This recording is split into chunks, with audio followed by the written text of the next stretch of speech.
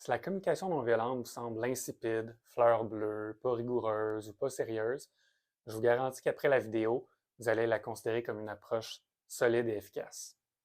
Donnez-moi quelques minutes pour vous conter une histoire de guérison profonde. On est en Algérie, v'là beaucoup d'années, des dizaines d'années, là. Donc, c'est une Algérienne qui s'est faite tirer hors de chez elle parce qu'elle et son amie s'habillaient trop légèrement. Puis il y a des gens qui n'aimaient pas ça. Son ami a été attaché à une voiture, traînée par terre jusqu'à ce que mort s'en suive. Puis l'Algérienne était forcée de la regarder.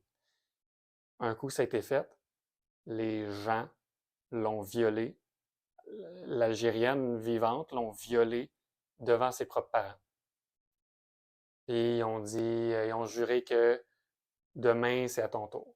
On te traîne par terre puis on te tue. Pendant la nuit, elle a réussi à contacter le centre de non-violence à Genève. Ils ont organisé des vols d'avion pour qu'elle puisse s'en aller en Suisse, en lieu sain et sauf.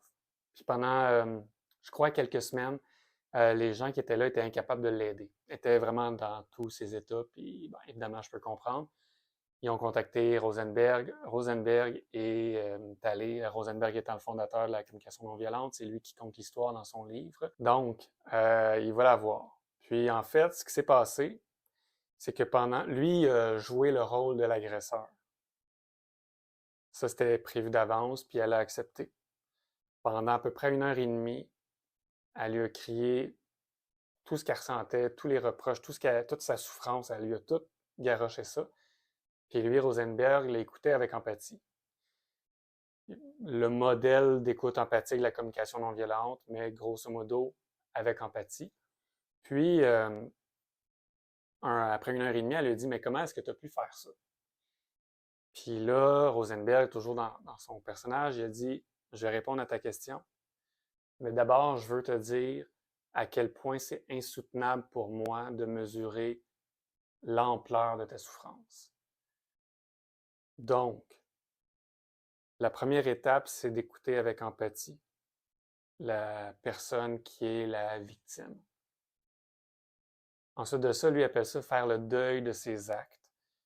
Donc, il a reconnu l'impact, il a dit à quel point c'était insoutenable pour lui. Fait qu'il a dit à quel point est-ce qu'il en prenait conscience, à quel point il reconnaissait que ses actes à lui avaient eu cet impact-là chez elle. Et dans un troisième temps, il lui a dit qu'est-ce qui était vivant en lui au moment de faire ce qu'il a fait. Donc, qu'est-ce qui est vivant? C'est nos sentiments et nos besoins. Il incarnait pas Rosenberg, il incarnait l'homme, l'agresseur. Évidemment, il n'a pas connu.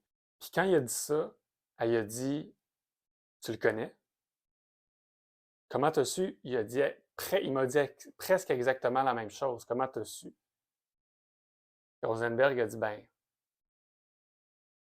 j'ai cet homme-là en moi. Tout le monde a cet homme-là en eux. Rosenberg s'est connecté à cette partie-là de lui. Puis il a parlé. Et tout ça a fait en sorte que elle, puis là, en fait, ce qui est écrit, c'est, ça fait 8 ans, au moment d'écrire les lignes, ça fait 8 ans que c'est arrivé. On est encore en contact et je peux vous confirmer que sa guérison est durable. Moi, ça m'inspire.